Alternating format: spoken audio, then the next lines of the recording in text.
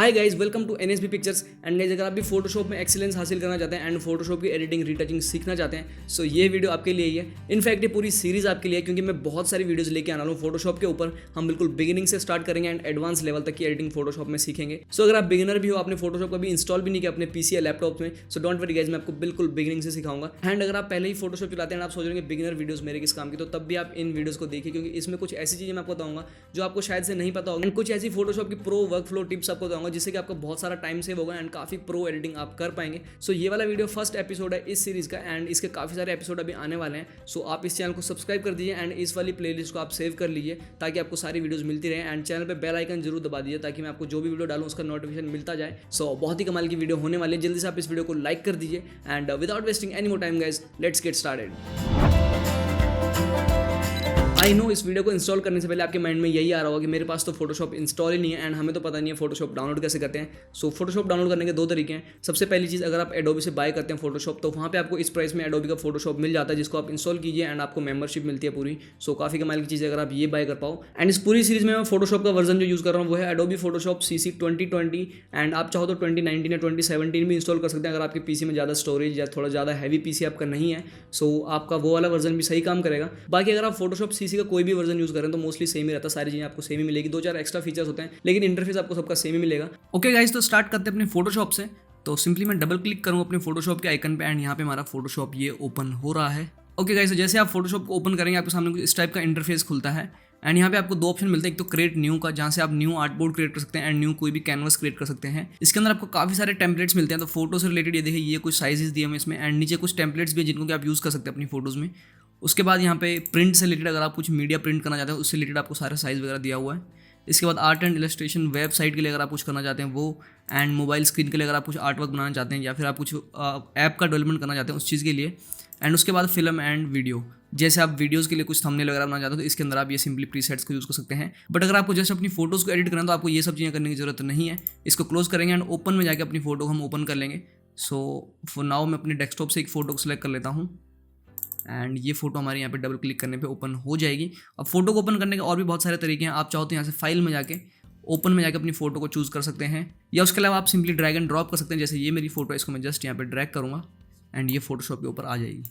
Okay, तो जब आपकी फोटो यहाँ पे ओपन हो जाएगी आपके सामने इस टाइप का कुछ इंटरफेस खुलता है। आई नो इसमें बहुत सारे ऑप्शन से आप कंफ्यूज भी हो सकते हो, बट मैं आपको सारी चीज़ें बताऊंगा, बहुत ही सिंपल है। सबसे पहले जान लेते हैं, जैसे ये सारे ऑप्शन हैं इनको बोलते हैं पैनल्स। एंड अगर आपका ये पैनल मान लो गलती से आपने रीसेट करके इधर उधर कर लिया है, जैसे आप इसको कहीं भी मूव कर सकते हो आपकी कन्वीनियंस के हिसाब से। आप चाहो इसको इस साइड रख सकते हैं एंड आपका जो टूल बार है इसको आप चाहो यहाँ पे रख सकते हैं। सो ये सारी सेटिंग करने के बाद अगर आपको लगता है कि आपका कुछ फोटोशॉप खराब हो चुका है एंड कुछ आपका मान लीजिए डिलीट हो गया है या आपका लेयर्स का ऑप्शन ही खत्म हो चुका है, आपको लग रहा है कि यार ये फोटोशॉप मैंने खराब कर दिया है, सो इसको आप हर कभी रीसेट कर सकते हो। आप जाइए यहाँ से विंडोज़ में एंड यहाँ पे देखिए वर्क स्पेस एंड यहाँ पे एक ऑप्शन होता है रीसेट एसेंशियल्स। तो इससे क्या होता है, आपका पूरा वर्क स्पेस पहले जैसा हो जाएगा। तो बहुत ही सिंपल है। स्टार्टिंग में मेरे साथ भी ऐसा होता है कि मैंने सब कुछ मैस कर दिया था एंड फिर मेरे को लगा था कि यार मैंने तो फोटोशॉप खराब कर दिया है।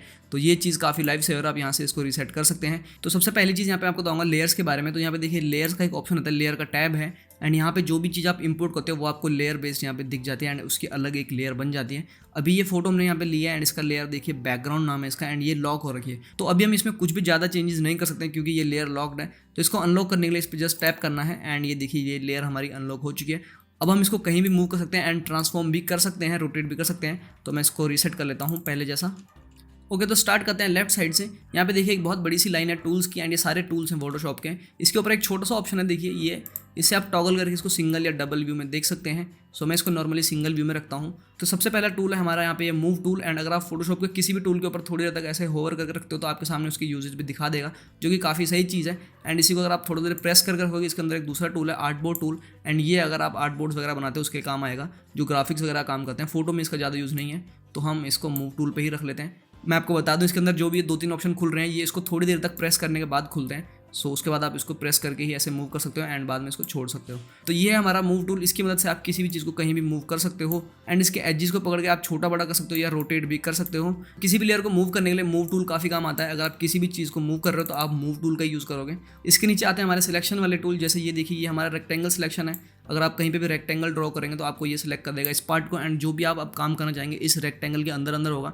मतलब इस पूरी फोटो में से सिर्फ ये जो रेक्टेंगल हमने सेलेक्ट किया है ये अभी एक्टिव है। अगर आप कुछ पेंट भी करेंगे तो सिर्फ इस रेक्टेंगल के अंदर अंदर ही होगा। सो ये है रेक्टेंगल टूल, इसको मैं कंट्रोल डी करके डीसेलेक्ट कर सकता हूँ। जो भी आपने कुछ भी ऐसे सेलेक्ट कर दिया हो कोई चीज़, उसको आप कंट्रोल डी कीजिए एंड आपकी फोटो में से वो डिसेलेक्ट हो जाएगा। या फिर आप सिंपली यहाँ पे राइट क्लिक कीजिए एंड ये देखिए डीसेलेक्ट।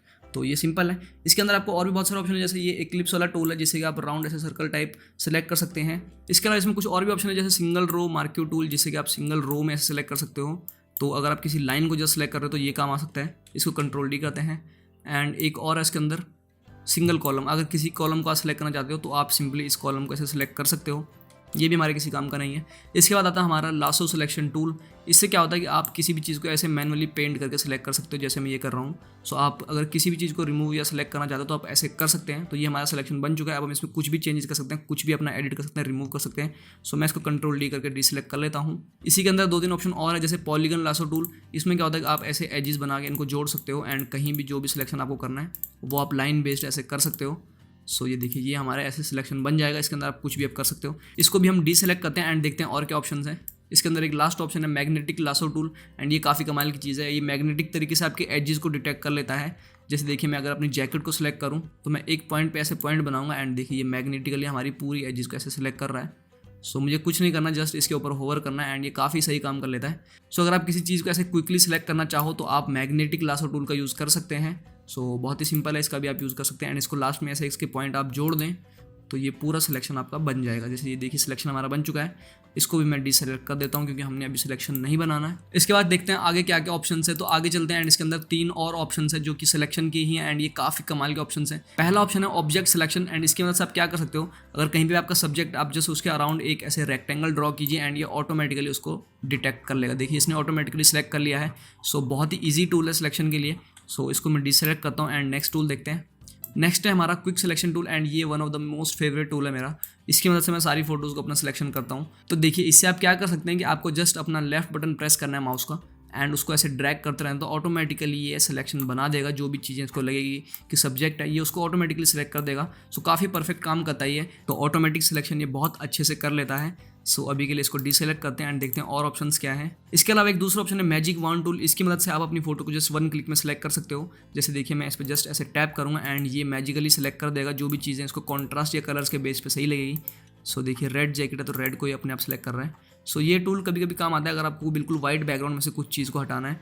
जैसे ये ब्लैक जीन्स को सिर्फ सेलेक्ट करना है तो ये देखिए पूरी ब्लैक जीन्स को इसने सेलेक्ट कर लिया है। आगे आपके पास है क्रॉप टूल जिसकी मदद से आप अपनी फोटो को क्रॉप कर सकते हैं। सो ये देखिए क्रॉपिंग वगैरह आप इससे कर सकते हो एंड इसके अंदर कुछ और भी क्रॉप के ऑप्शन हैं जिनको आप शायद ही कभी यूज़ करो। इसके बाद है यहाँ पे फ्रेम टूल। इसकी मदद से आप अपनी फोटो में फ्रेम डाल सकते हो। जैसे मेरी ये फोटो है मैं इसको फ्रेम करना चाहता हूँ तो मैं जस्ट एक ऐसे रेक्टेंगल बना लूँगा एंड अब ये बिल्कुल एक फ्रेम बन चुका है। सो ये भी आप शायद ही कभी यूज़ करो। तो इसको भी हम कंट्रोल Z करके अंडू कर लेते हैं। किसी भी चीज़ को अंडू करने के लिए आपको कंट्रोल Z दबाना है एंड किसी भी चीज़ को रीडू करने के लिए आपको कंट्रोल शिफ्ट Z दबाना है। इसके बाद आपको मिलता है एक आई ड्रॉपर टूल जिसकी मदद से आप किसी भी कलर को सिलेक्ट कर सकते हो। सो यहाँ से आप देखिए रेड कलर को सिलेक्ट कीजिए एंड आपको ये रेड यहाँ पे आ जाएगा। तो आई ड्रॉपर टूल का आपको पता होगा क्या होता है। तो इससे आप किसी भी कलर को सिलेक्ट कर सकते हो। इसके बाद आता है आपके पास ये स्पॉट रिमूवल टूल। इसकी मदद से आप अपनी स्किन से स्पॉट्स वगैरह को रिमूव कर सकते हो, रेड आइज को रिमूव कर सकते हो, कंटेंट अवेयर कर सकते हो या किसी भी चीज़ को पैच कर सकते हो, हील कर सकते हो। सो ये भी हम यूज़ करेंगे। इसके बाद आता है हमारा सिंपली ये ब्रश टूल जो कि बहुत ज़्यादा काम आता है। Brush tool, pencil tool and colour replacement इसके अंदर है जो कि बहुत अच्छी चीज़ है। एंड हमारा मिक्सर ब्रश टूल जिसकी मदद से हम कलर्स को मिक्स कर पाते हैं एंड काफ़ी अच्छी हमारी स्किन वगैरह भी इससे रिटच हो जाती है। आगे हमारे पास है क्लोन टूल। इसकी मदद से आप किसी भी चीज़ को बैकग्राउंड से क्लोन कर सकते हो। जैसे मुझे यहाँ पे अपनी फोटो को हटाना है स्काई से तो मैं जस्ट ऐसे क्लोन कर लूँगा एंड ये बिल्कुल ऑटोमेटिकली रिमूव हो जाएगा। तो क्लोन टूल भी काफ़ी काम आता है एडिटिंग में। इसके बाद है हमारे पास ये हिस्ट्री ब्रश टूल। अगर आप किसी भी लेयर से किसी चीज़ को वापस उसी पोजीशन में लेके आना चाहते हैं जैसे वो पहले थी तो आप हिस्ट्री ब्रश टूल का यूज़ कर सकते हैं एंड वापस वो चीज़ आ जाएगी आपकी। इसके बाद हमारे पास इरेजर टूल। इरेजर से आप काफ़ी चीज़ें इरेज कर सकते हैं। जो भी आपके लेयर पर कुछ भी चीज़ हो आप जस्ट उसको ऐसे इरेज कर सकते हैं। अगर आप बैकग्राउंड भी इरेज कर रहे हैं फोटो का वो भी काम आ सकता है। एंड इसी के अंदर 2-3 और ऑप्शन है। बैकग्राउंड इरेजर टूल, इससे क्या होता है ऑटोमेटिकली स्मार्ट तरीके से ये बैकग्राउंड को इरेज करेगा। ये नॉर्मली इतना स्मार्टली काम नहीं करता लेकिन अगर आप इसकी टॉलरेंस वगैरह चेंज करो सो ये काफ़ी अच्छे से काम करेगा एंड आप इसको सिलेक्शन में बहुत अच्छा यूज़ ले सकते हो। सो ये भी सही है, इसको भी कंट्रोल Z करते हैं। इसके अलावा इसके अंदर एक मैजिक इरेजर टूल है जिसके अंदर आप किसी भी चीज़ को मैजिकली रिमूव कर सकते हो। जैसे जस्ट एक टैप पे आपका बैकग्राउंड देखिए ऐसे रिमूव हो जाएगा। सो काफ़ी कमाल की चीज़ है, बहुत ही ईजी है अगर आप किसी भी चीज़ का बैकग्राउंड रिमूव कर रहे हैं ऐसे। सो मैजिक इरेजर टूल का आप यूज़ कर सकते हैं। इसके बाद आपके पास ग्रेडियंट टूल जिसकी मदद से आप किसी भी फोटो में ऐसे ग्रेडियंट डाल सकते हो किसी भी कलर का। सो ये भी सही है। ग्रेडियंट के बारे में आपको अगली किसी वीडियो में बताऊंगा बहुत ही डिटेल में। पेंट बकेट टूल है जिसकी मदद से आप किसी भी चीज़ पे पेंट कर सकते हो, किसी भी लेयर पे। जैसे अगर ये पूरी लेयर पे मैं पेंट करूँ तो ऐसे ये पेंट हो जाएगा जो भी हमने रिमूव करा हुआ है। सो इसको भी अंडू कर लेते हैं। एंड इसके अलावा एक 3D मटेरियल ड्रॉप टूल है जो आपके किसी काम का नहीं है। अभी आगे चलते हैं एंड यहाँ पे देखते हैं हमारे पास एक ब्लर टूल है जिससे कि आप किसी भी चीज़ को ब्लर कर सकते हो। एंड एक शार्पन टूल है जिससे आप शार्प कर सकते हो। एंड स्मज टूल है जिससे आप किसी भी चीज़ को ऐसे स्मज कर सकते हो, ये देखिए। सो ये भी सही है, इसको भी कंट्रोल Z करते हैं। इसके अलावा आगे चलते हैं, यहाँ पे हमारे पास डॉज टूल है, बर्न टूल है एंड स्पॉन्ज टूल है। तो डॉज बर्न आपको पता ही होगा, डॉज से आपकी फ़ोटो में लाइट्स आती है एंड बर्न से आपकी फ़ोटो में डार्कनेस आ जाती है। एंड जो स्पॉन्ज टूल है इससे मेरे ख्याल से कलर्स वगैरह गायब होते हैं, तो काफ़ी सही एक डिसैचुरेटेड सी टोन इससे आ जाती है। इसके अलावा आगे चलते हैं, ये हमारे मोस्टली सिलेक्शन के टूल्स, जो कि पेन टूल है जो कि बहुत काम आता है। एंड पेन टूल के ही काफ़ी सारे वेरिएंट्स है इसके अंदर, तो आप पेन टूल अगर यूज़ करते हैं तो आपके लिए बहुत सही चीज़ है। पेन टूल से आप किसी भी चीज़ को ऐसे शेप ड्रॉ कर सकते हैं या कोई भी पाथ ड्रॉ कर सकते हैं। पेन टूल की मदद से आप किसी भी चीज़ को ऐसे बहुत ही परफेक्शन से सिलेक्ट कर सकते हैं। एंड पेन टूल चलाना बहुत ही कमाल की चीज़ है, अगर आप सीख जाओ तो बहुत ही प्रोफेशनल चीज़ है। मैं आपको बताऊँगा आने वाली वीडियोज़ में पेन टूल को आप कैसे मास्टर कर सकते हैं। सो इससे आप बहुत ही परफेक्शन से अपना सिलेक्शन कर सकते हैं एंड शेप्स वगैरह भी ड्रॉ कर सकते हैं। सो अभी के लिए इसको भी डिसेलेक्ट करते हैं। आगे चलते हैं, हमारे पास है टेक्स्ट टूल जिसकी मदद से आप कुछ भी लिख सकते हो। सो ये है आपका टेक्स्ट टूल एंड इसके अंदर ही आपको 2-3 ऑप्शन और मिलते हैं टेक्स्ट टूल के ही, जो कि सारे इसी के वेरिएंट है, वर्टिकल, हॉरिजॉन्टल वगैरह। आगे हमारे पास एक पाथ सिलेक्शन टूल है जिससे कि आप कोई भी अगर पाथ आपने ड्रॉ किया हुआ है पेन टूल से आप उसको सेलेक्ट कर सकते हो। सो सही है। इसी के अंदर एक दूसरा टूल है हमारे पास, डायरेक्ट सिलेक्शन टूल, जिससे कि आप डायरेक्टली सेलेक्ट कर सकते हो किसी भी पाथ को। सो ये भी हमारे किसी ज़्यादा काम का नहीं है। इसके आगे हमारे पास एक शेप वाला टूल है जिसके अंदर आपको सारे शेप्स मिलती है। जैसे रेक्टेंगल, अगर आप कहीं पे रेक्टेंगल बनाना चाहते हो तो आप ऐसे बना सकते हो। एंड इसके अंदर और भी बहुत सारे शेप्स हैं एंड कस्टम शेप्स भी हैं, तो कस्टम पे आप क्लिक कीजिए एंड यहाँ पे राइट क्लिक करके आपको बहुत सारी शेप्स मिल जाती है जिनको कि आप यहाँ पे सिंपली ड्रॉ कर सकते हैं किसी भी कलर में। सो ये देखिए, शेप टूल का भी काफ़ी ज़्यादा यूज़ होता है फोटोशॉप में, तो इसको भी यहाँ रखते हैं अभी साइड में।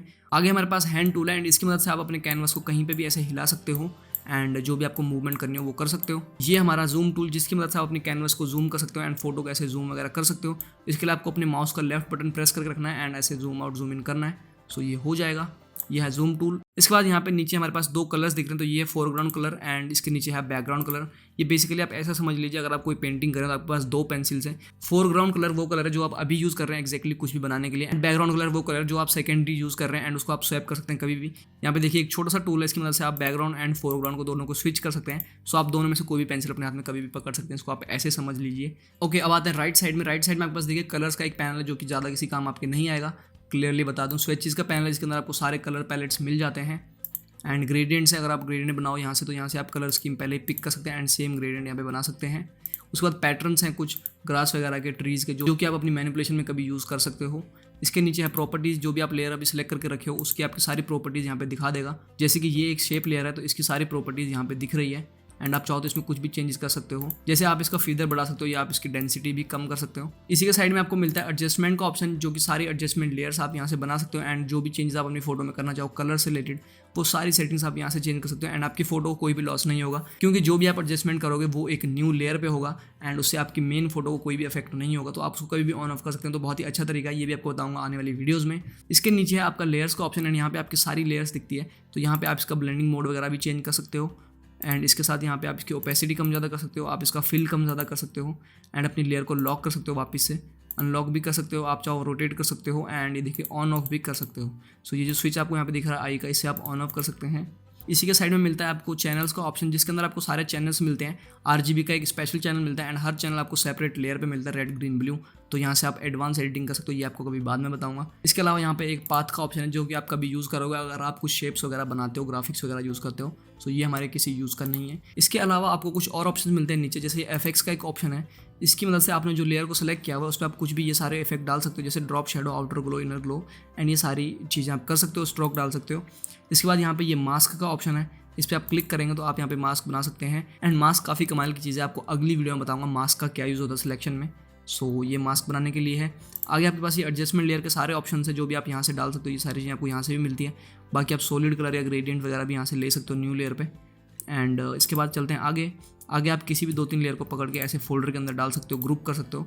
तो ये आपके तब काम आएगा अगर आप बहुत सारी लेयर्स पे काम कर रहे हो, तो आप उनको ग्रुप बना के बहुत ही ईजिली मैनेज कर सकते हो। सो ग्रुप बनाने के लिए ये चीज़ है। इसके अलावा यहाँ पे एक न्यू लेयर का बटन है जिसे आप न्यू लेयर बना सकते हो। तो जितनी मर्जी न्यू लेयर बनाइए।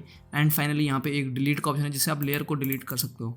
सो ये सारी चीज़ें बेसिक फोटोशॉप का इंटरफेस। इसके अलावा हर टूल के अपने अलग ऑप्शंस होते हैं। जैसे आप यहाँ से कुछ भी टूल सेलेक्ट करेंगे सो ऊपर आपके सामने ये सारे ऑप्शंस चेंज हो जाएंगे। हर टूल के हिसाब से आपको ऊपर ऑप्शंस भी अलग दिखते हैं, सो आप उनको भी चेंज कर सकते हो। सेव करने के और भी बहुत सारे तरीके हैं, जैसे आप कंट्रोल एस कर सकते हैं इसको नॉर्मली सेव करने के लिए, या कंट्रोल शिफ्ट एस कर सकते हैं अगर आपको सेव के और सारे ऑप्शन देखने हैं। सो यहाँ से आप JPG में सेव कीजिए एंड आपकी फोटो इंस्टाग्राम पे पोस्ट करने के लिए काफ़ी बेस्ट रहेगी।